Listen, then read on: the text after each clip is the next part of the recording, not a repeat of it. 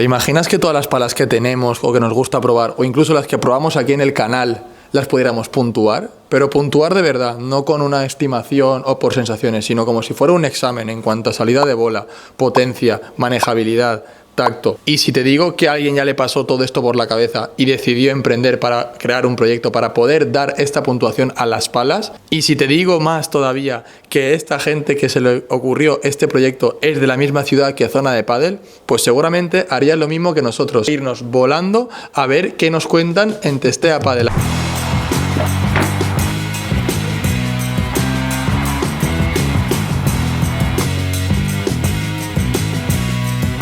Bueno, pues en lo que vamos llegando a Testea Pádel os cuento un poquito. Testea Pádel se funda a finales de 2017 por Jordi Piedra y en 2018 se empiezan a testear las primeras variables, las primeras 4 variables. Y sí que es verdad que la Federación Española de Pádel contaba con un sistema de homologación, pero más en cuanto a materiales de pista, todo el tema relacionado con los materiales que se utilizan en el deporte. Pero en cuanto a prestaciones de palas, no había nada igual. Entonces es algo que tanto la gente que se dedica de una manera profesional o amateur al pádel valora muchísimo. Así que lo siguiente ya que nos lo cuente Jordi y su equipo en el laboratorio.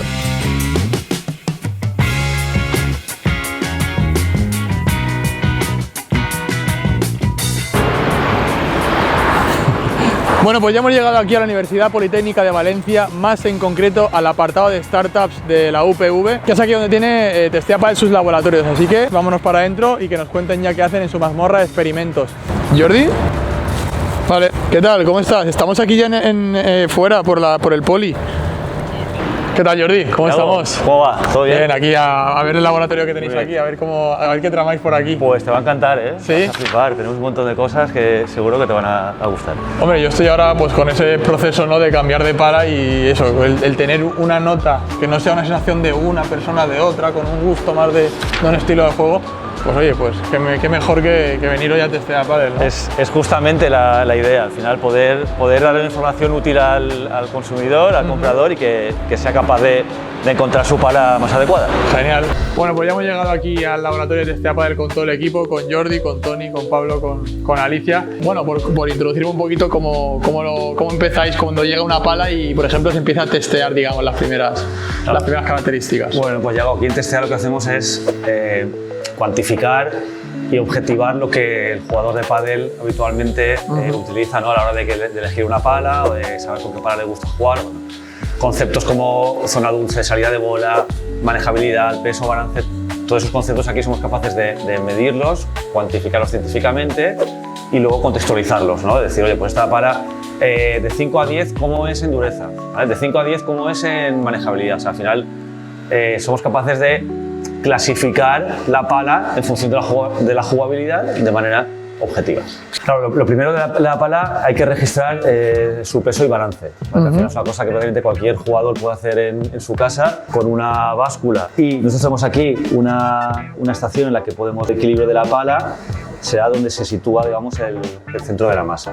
Generalmente hay bastante desconocimiento del balance porque muchas veces se dice, no, una pala de balance alto tiene el balance por esta zona, de balance bajo por aquí, y realmente la diferencia de balances entre palas diamante o palas redondas o palas de más potencia o menos potencia, estamos hablando de 2 centímetros arriba y abajo. Sí, que es la prueba que podemos hacer un poco más casera, que es dejando la pala en una mesa sin contar la cuerda, ¿no? Efectivamente. Ahí en ese punto, pues esa zona es donde tiene el balance medido desde el mango.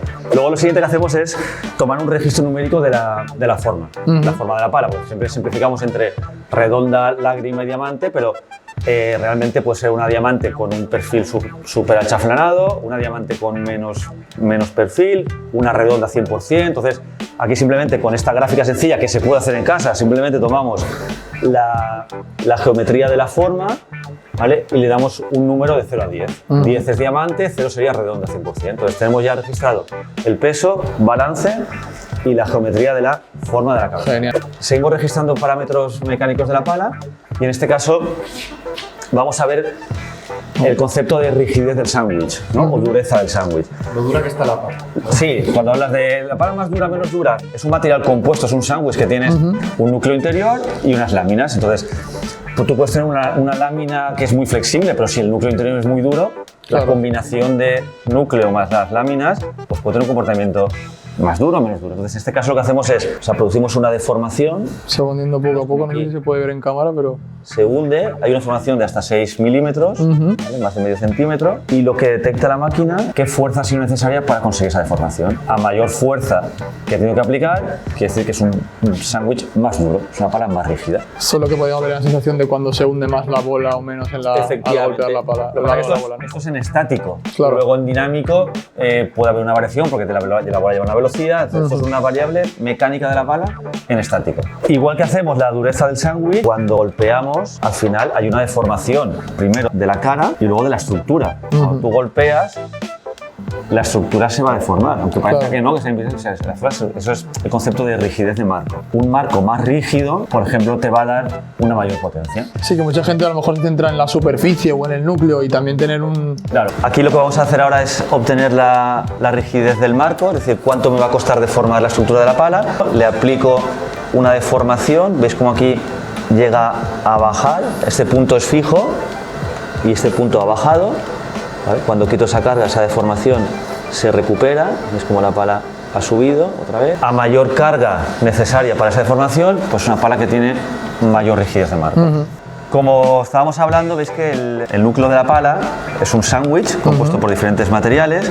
El núcleo en sí, puro y duro, es la goma. Hoy en día ya hay fabricantes que están sacando gomas, en este caso es una goma que tiene una única densidad, pero ya hay fabricantes que están sacando gomas de diferente densidad para conseguir prestaciones diferentes en función de qué golpe es más fuerte o menos fuerte la bola. Y sobre este sándwich se montan, enlazado con unas resinas, las diferentes capas de fibra. Al final esa estructura de núcleo más las capas de fibra es la que componen el sándwich. Este trozo de todo esto, ¿cuánto puede estar pesando? El sándwich de la pala puede responder, o sea, lo que es toda la superficie interna, pues un porcentaje de peso entre el 30 y el 40% del total de la pala.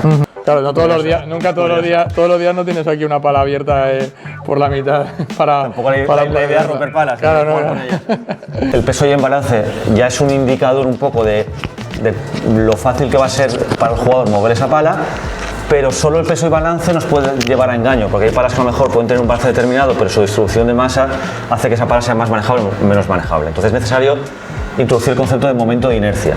Nos indica la resistencia que ofrece la pala a ese movimiento. Aquí lo medimos en 3 ejes, ¿vale? Generamos este movimiento.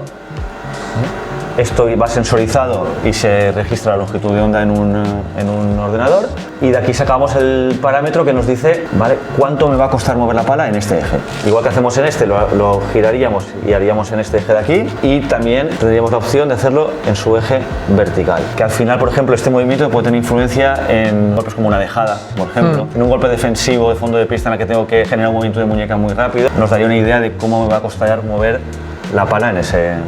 Total, o sea, es lo que comentábamos de que esto ya no entra tanto en un dato como tal que nos puede dar la marca, o nosotros mismos no podemos probar más que moviendo un poco la pala en la mano, cogiéndola del final, pero que también influye muchísimo, es lo que comentabas, es cosas que a lo mejor se le da menos relevancia, pero que a quien no quiere saber cuánto le va a costar mover una pala cuando se le compra una. De hecho, para nosotros, cuando siempre nos preguntan un poco qué es lo principal que tiene que tener un jugador en cuenta para la manejabilidad, es fundamental. Como que te compres una pala que no puedas mover con fluidez, esa pala a los 2 días la vas a desestimar. Lo siguiente que nosotros llamamos es el obtener el ADN de la pala. El ADN de la pala es su curva característica y es intentar ya cuantificar de manera científica el feeling que va a tener el jugador en mango. Es decir, generar golpeos a la pala y al mismo tiempo sensorizar qué ocurre en el mango. O sea, qué va a percibir el jugador cuando está golpeando. Como os comentaba Jordi, aquí lo que sacamos es el ADN de la pala.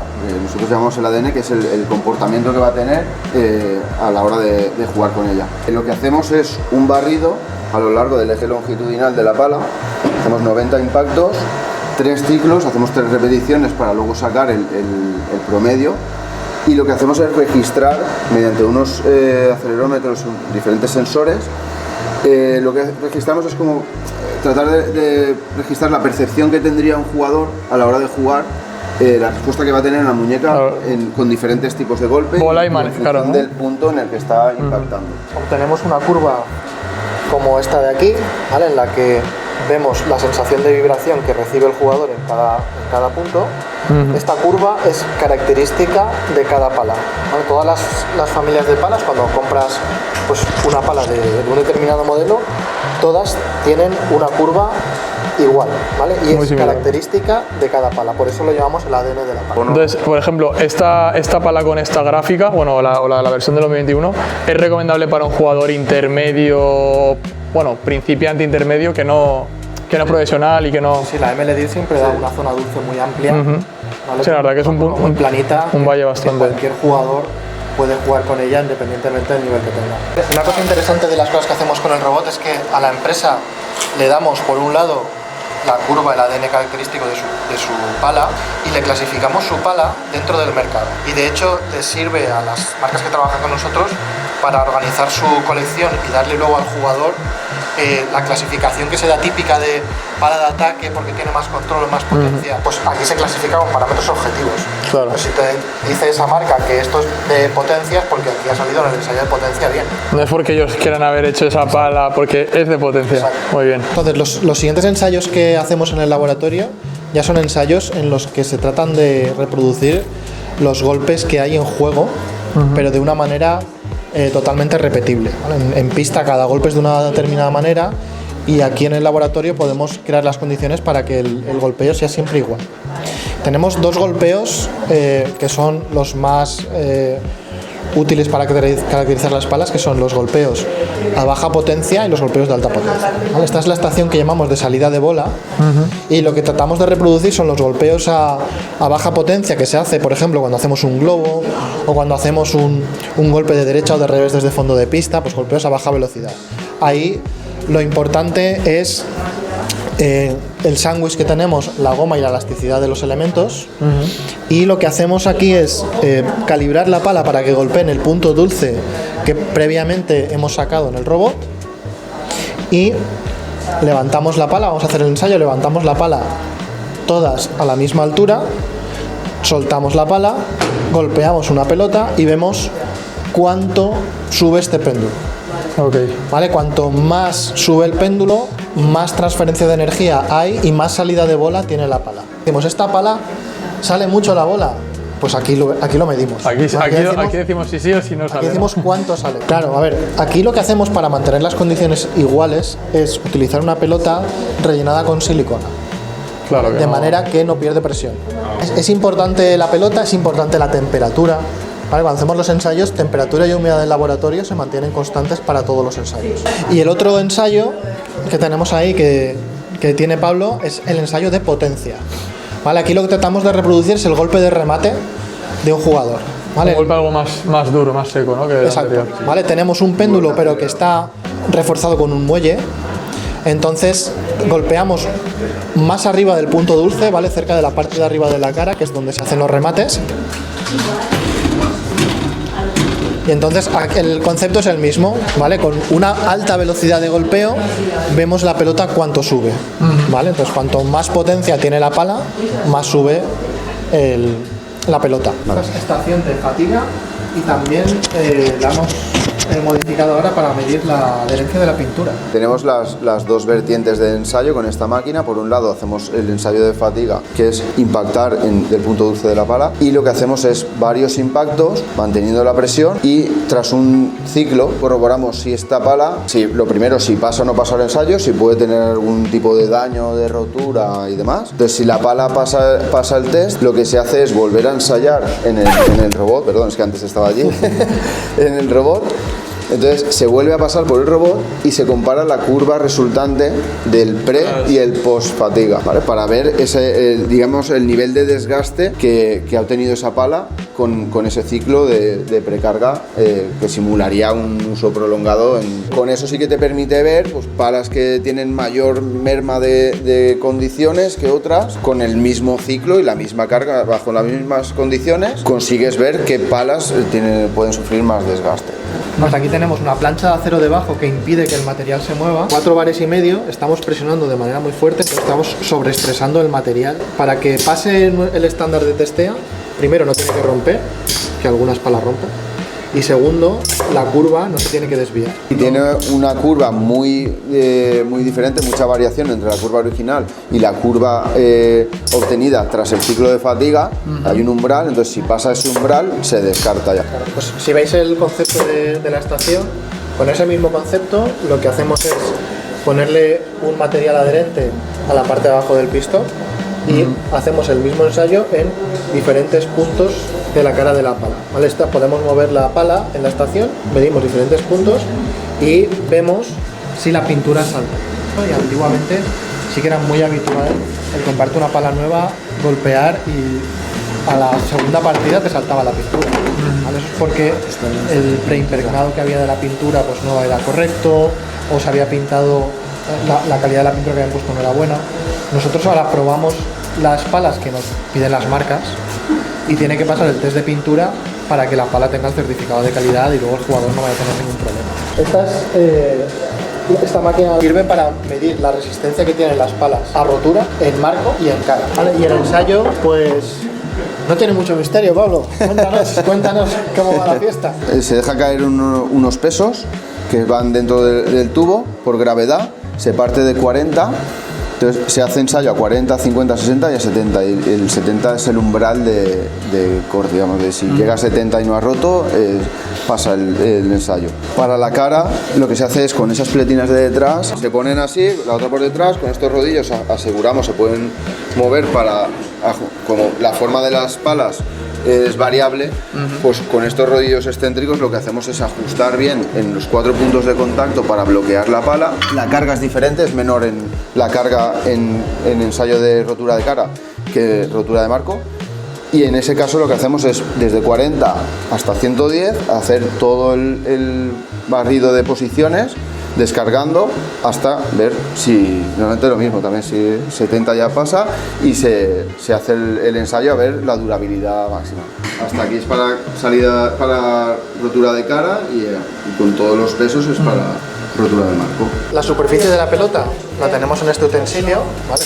La misma superficie que tiene una pelota, la colocamos encima del plano y vamos levantando y empieza a deslizar, ¿vale? Cuando empieza a deslizar, paramos el ensayo y medimos el ángulo que tiene este plano. Ahí con el láser y todo. Estamos midiendo la rugosidad del contacto entre las dos superficies. Cuanto más ángulo, más rugoso. Exacto. Algunos rugosos que tú levantas la pala aquí y eso no cae. El tema del 3D hace tanto como la lija. El tema del 3D depende mucho del patrón. Sí. Bueno, hemos comparado en algún caso o patrones que por ejemplo están muy separados, que ahora se tiende a un patrón más regular. Antes sí que había marcas que por ejemplo ponían el logo y había veces que si estaban muy separadas, al final tienes zonas con rugosidad y zonas... Lo que tú pasas haciendo dices, bueno, sí, depende hay mucho, robots. claro, depende mucho de la distribución. Depende mucho del patrón, pero sí que hay patrones en 3D que funcionan muy bien y luego, por ejemplo, acabados arenosos que funcionan muy bien. También depende un poco de la durabilidad que tengan. Vale, Jordi, y yo sí que estuve muy atento el año pasado, sobre todo con la pala de Lamperti, que lo vimos en la colección de NOS, que se llevó el premio a la mejor pala híbrida. Este año tendremos Padel Awards, ¿no? De By Testea Padel, ¿no? Por supuesto, ya este año los Padel Awards vuelven. De hecho, lo lanzamos ya con muchas novedades. Los Padel Awards nacen con la idea de que sean una guía, un catálogo guía para que el jugador sepa encontrar qué pala es la más adecuada. Hemos hecho un esfuerzo muy importante este año y vamos a conseguir que todas las principales marcas del sector estarán dentro de esa guía. Con lo cual, cuando vais a comprarte una pala, tendrás un montón de propuestas incluidas en esa guía catálogo para precisamente eso, que la pala que elijas se ajuste exactamente a lo que tú buscas. Y luego de todas esas palas, igual que el año pasado, habrá una ganadora de cada categoría, que como comentas la ML10 que tenemos aquí fue la ganadora de la categoría Hybrid Control. ¿Vale? Bueno, familia, pues hemos llegado ya a esta expedición que hemos hecho aquí hasta los laboratorios de Testea Padel, gracias a todo el equipo, tanto a Jordi como a Pablo como a Tony y todo el equipo que está detrás de cámaras, tanto de Testea Padel como de Zona de Padel. Así que nada, os recomiendo que estéis muy atentos, os intentaremos comunicar todo lo que nos llegue de los B25 para que podáis elegir vuestra pala, ya no por sensaciones de unos o de otros, sino por notas, ¿no? Por números, y que todo lo que podáis elegir antes de llegar a la pista, pues que sea lo más correcto para que al final, que si falléis, pues que sea cosa vuestra y que no por la pala. Así que nada, nos vemos muy pronto por el canal. Seguir también en los perfiles sociales a Testea Padel, que es Testea Padel, ¿no? @Testea Padel en Instagram. Así que nada, un saludo y nos vemos muy pronto, padeleros.